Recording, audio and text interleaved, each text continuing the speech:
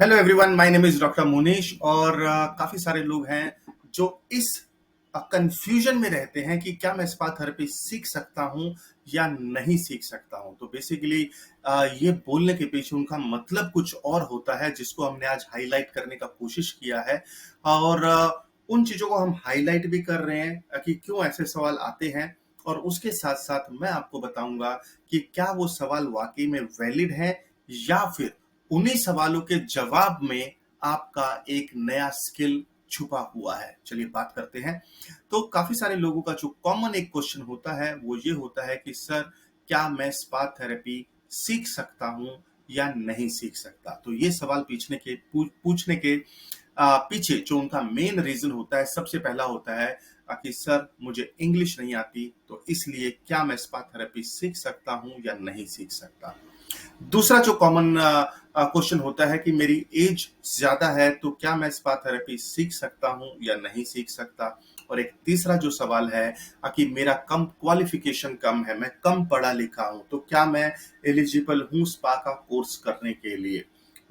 ये काफी सारे क्वेश्चन। और अगर ऐसा कोई सवाल आपके भी दिमाग में आया है तो नीचे मुझे कमेंट में बताएं इस वीडियो के, ताकि जो भी सवाल आपके दिमाग में है उस सवाल को मैं नेक्स्ट वीडियो में लेने का ट्राई करूंगा। लेकिन अब मैं एक मेन मुद्दे पर आता हूं कि इस सवाल की वजह से जो आपके दिमाग में डाउट है उसको कैसे आप क्वालिटी में कन्वर्ट कर सकते हैं। तो उसके भी तीन तरीके हैं। जैसा कि पहला बोला गया था कि मुझे इंग्लिश नहीं आती।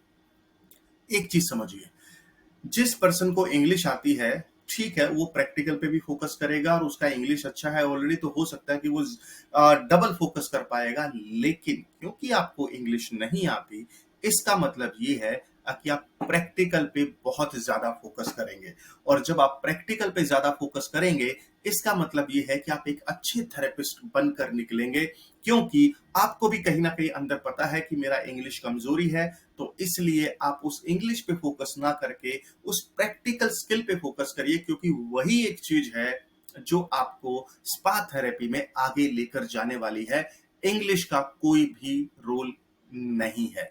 दूसरा जो चैलेंज था कि मेरी एज ज्यादा है, काफी सारे लोग ऐसा बोलते हैं कि एज ज्यादा है। तो मैं थोड़ा सा तो आपको ये बता दूं कि एज को आप नेगेटिव मानकर मत चलिए।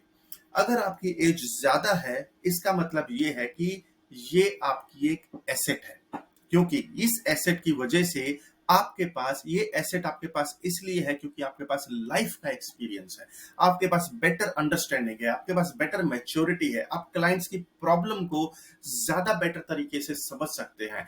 तो इसको आप एक एसेट की तरह सोचना शुरू करिए। एंड आई एम श्योर जब ऐसा सोचना शुरू करेंगे, आपका कॉन्फिडेंस लेवल ऊपर चला जाएगा। और उसको आप अपने जो क्लाइंट जब आप करते हैं तो उस चीज को आप अच्छे से मोनेटाइज कर सकते हैं। और जो तीसरा था कि मेरा क्वालिफिकेशन कम है, काफी सारे लोग ऐसे बोलते हैं। मैं आपको बता दूं कि अगर आपका क्वालिफिकेशन कम है, हो सकता है कोई स्पा सेंटर आपको जॉब दे या ना दे, क्योंकि क्वालिफिकेशन काफी कम है। और कुछ स्पा सेंटर ऐसे भी हैं, अगर आप बिल्कुल भी क्वालिफाइड नहीं हो तो भी आपको जॉब मिल जाएगा, जो कि एक कम चांसेस होते हैं। कहीं ना कहीं जैसे 5 स्टार होटल का बात किया जाए तो वहां पर वो बोलते हैं कि एटलीस्ट आप पर्सन को एक 12th पास होना चाहिए या ग्रेजुएट होना चाहिए। बट एक चीज, जो आपका क्वालिफिकेशन नहीं है वो आप अपने फायदे के लिए यूज कर सकते हैं। क्योंकि आपको पता है कि अगर आपको जॉब नहीं मिलेगा तो आपके पास एक ही रास्ता है, स्पा बिजनेस ओनर बनने का। और ये स्पा बिजनेस ओनर जब आप बनते हैं तो आप पढ़े लिखे लोगों को अपने यहाँ पर जॉब पर रख सकते हैं। तो अगर इस वीडियो से आपको थोड़ा सा भी मोटिवेशन मिला है, अगर आपके थोड़ा सा मेंटली माइंड में आपको क्लैरिटी मिली है और आपका कॉन्फिडेंस लेवल बूस्ट हुआ है, तो नीचे मुझे डेफिनेटली कमेंट में जरूर बताएं। और इसके साथ साथ अगर आप हमारे टेलीग्राम ग्रुप के मेंबर नहीं बने हैं, क्योंकि वहां पर हम करते क्या है कि हमारे काफी सारे फ्री वेबिनार होते हैं, जिनके बारे में आपको स्पा की थेरेपी के बारे में इन डिटेल हम आपको बताते हैं। तो डिस्क्रिप्शन में दिए हुए टेलीग्राम ग्रुप को डेफिनेटली ज्वाइन करें। Thank you so much. See you in the next video.